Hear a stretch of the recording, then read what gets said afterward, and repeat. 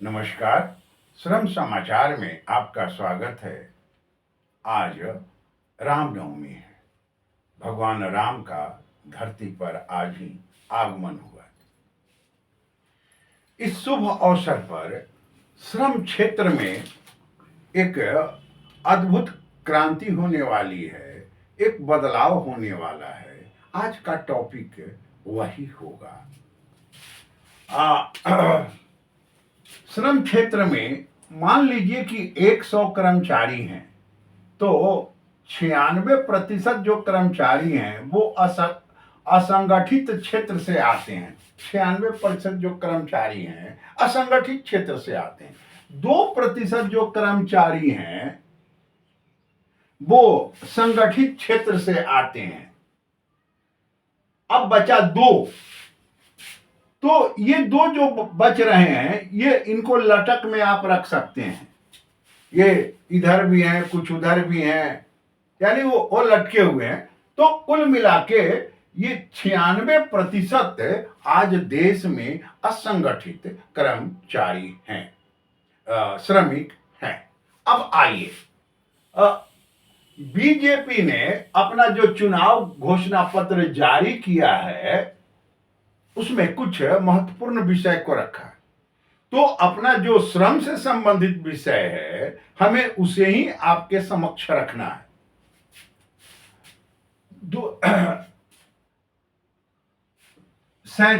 2047 तक, यानी 47 तक 24 घंटे काम करने का अपने संकल्प में बीजेपी ने निर्धारित किया है कि हम 24 घंटा काम करेंगे, यानी काम में कोई अवकाश नहीं।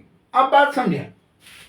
अब ये रखा है इस चुनावी घोषणा पत्र में 70 पेज का है, 24 गारंटी है और 7 दिन काम का उन्होंने वचन दिया है। और बीजेपी वालों ने ये निवेदन किया था कि आप हमें अपने चार्टर ऑफ डिमांड का सुझाव भी भेज सकते हैं। तो सुझाव पूरे देश से लगभग 15 लाख सुझाव आए।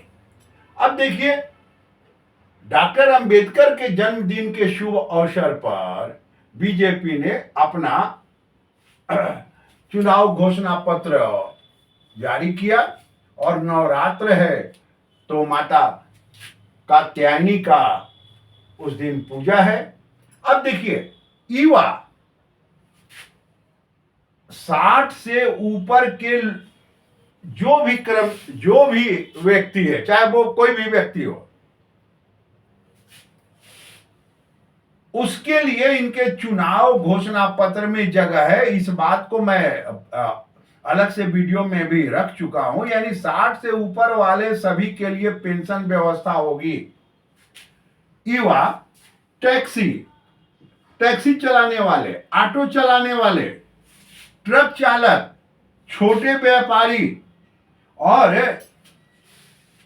यानी जो भी समाज का अलग वर्ग है, कटा हुआ वर्ग है, जिसकी बात ऊपर नहीं उठती है, ये सारे वर्ग युवा, 60 से ऊपर वाले, टैक्सी, ऑटो चालक, छोटे व्यापारी और हमारा एक जीवन में बहुत महत्वपूर्ण विषय रहा है मेरे लिए, घरेलू कामगार।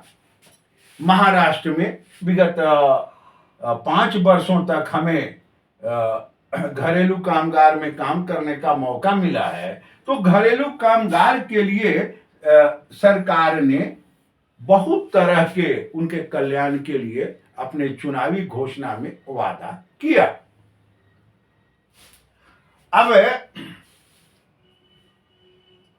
अब इस वादे में आपको यह बताया गया कि 96% असंगठित क्षेत्र हैं। अब देखिए, ट्रेड यूनियन वाले के लिए इसके बाद बहुत समय अच्छा नहीं रहेगा, क्योंकि सरकार के कार्य में अब ये आ जाएंगे। यानी ये 24 श्रेणियों में इन्होंने अपने को बांटा है चार्टर ऑफ डिमांड को, बीजेपी ने। उसमें 10 जो पॉइंट है वो सामाजिक सुरक्षा का है। यानी सामाजिक सुरक्षा पर बहुत फोकस होगा सोशल सिक्योरिटी पर, बहुत ज्यादा फोकस होगा। ये 10 और उसके बाद 14 युवा, गरीब, मध्यम वर्ग, नारी, किसान, मछुआरे, वंचित, पिछड़े और कमजोर वर्ग, यानी जितने तबके छूटे हुए हैं, जिनका कोई ग्रुप नहीं है, ये सारे वर्गों का चिंता इन्होंने किया है। लेकिन हमारे लिए ये बहुत महत्वपूर्ण विषय है कि ये असंगठित क्षेत्र पर भारत सरकार ने फोकस दिया। और मुझे लगता है कोरोना काल में जो असंगठित क्षेत्र के मजदूर पैदल दिल्ली और बॉम्बे से अपने घर के लिए चल दिए, उसके बाद का ये बदलाव है। नमस्कार।